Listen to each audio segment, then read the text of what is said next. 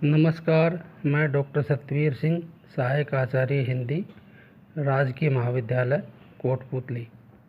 आज हम बीए पाठ तृतीय हिंदी साहित्य के प्रथम प्रश्न का पत्र के अंतर्गत कवि धूमिल, जिनका पूरा नाम है सुदामा प्रसाद पांडे उर्फ धूमिल, उनके जीवन और दर्शन के बारे में पढ़ेंगे।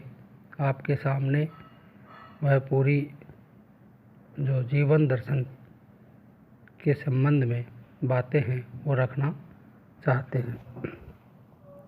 धूमिल साठोत्तर हिंदी कविता के बहुत महत्वपूर्ण हस्ताक्षर हैं।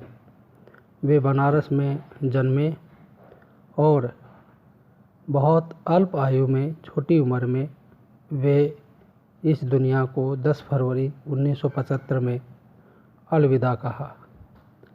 उनकी मृत्यु पर काशीनाथ जी कहते हैं कि औपचारिक उच्च शिक्षा से महरूम धूमिल बाद में कविता सीखने व समझने की बेचैनी से ऐसे पीड़ित हुए कि जीवन भर विद्यार्थी बने रहे। उन्होंने अपनी पड़ोसी नागानंद और कई शब्दकोशों की मदद से अंग्रेजी भी सीखी ताकि उसकी कविताएं भी पढ़ व समझ सके। अलबत्ता विधिवत अध्ययन की कमी को उन्होंने इस रूप में जीवन भर झेला कि वामपंथी होने के बावजूद न स्त्रियों को लेकर मर्दवादी सोच से मुक्त हो पाए और न गांवों व शहरों के बीच पक्षधरता के चुनाव में सम्यक वर्गीय दृष्टि अपना पाए।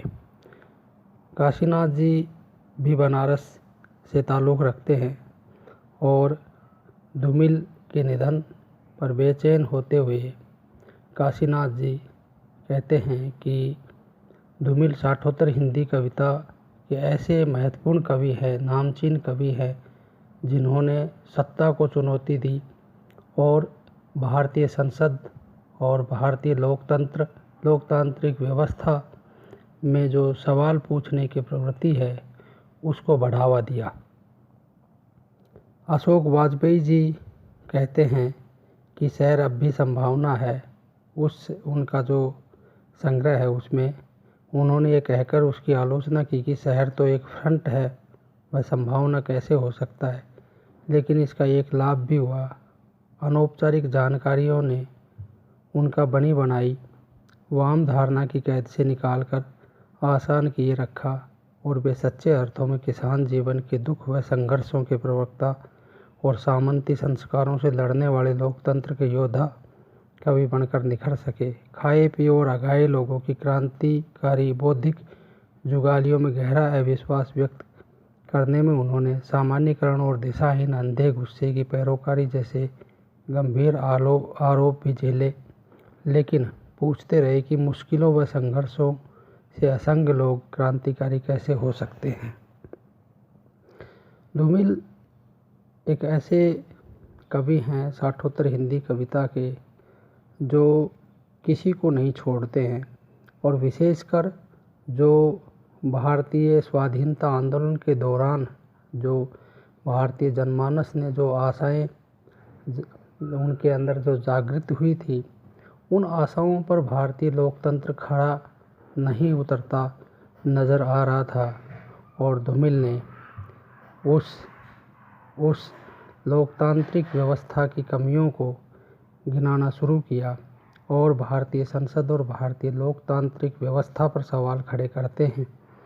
और वे कल सुनना मुझे, जो संसद से सड़क तक कल सुनना मुझे, उनका महत्वपूर्ण जो काव्य संग्रह है और उसमें उनकी सुदामा प्रसाद पांडे का प्रजातंत्र भी एक कविता संग्रह है। उसकी लोकप्रिय कविता है जिसमें धूमिल जी कहते हैं कि एक आदमी रोटी बेलता है, एक आदमी रोटी खाता है, एक तीसरा आदमी भी है जो न रोटी बेलता है न रोटी खाता है, वह सिर्फ रोटी से खेलता है।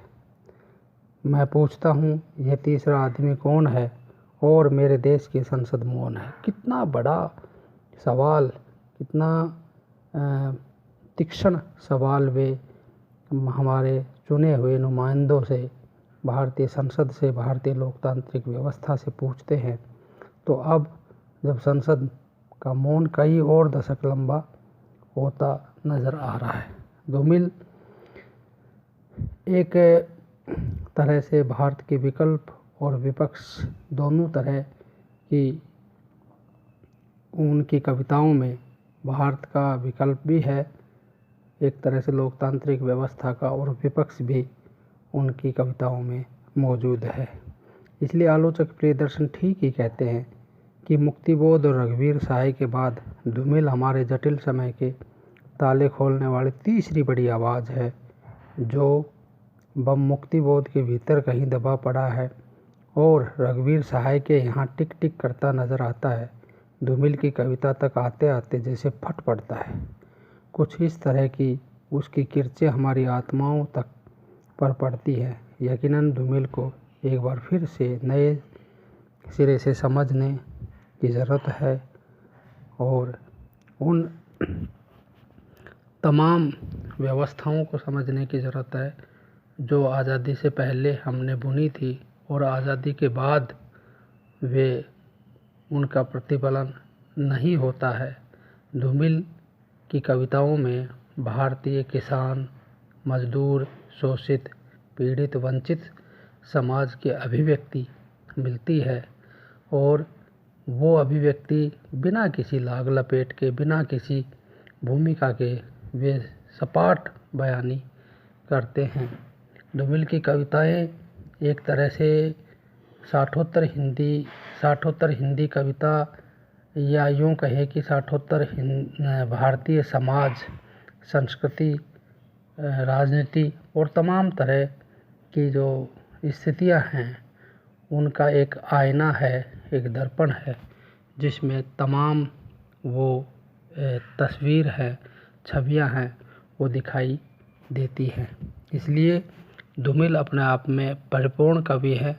ये एक दिगर सवाल है कि वे बहुत अल्प आयु में हमें छोड़कर चले गए, पर उन्होंने उस अल्प आयु में जो साहित्य दिया वह आज भी कालजयी साहित्य है और कल भी कालजयी साहित्य रहेगा। धन्यवाद।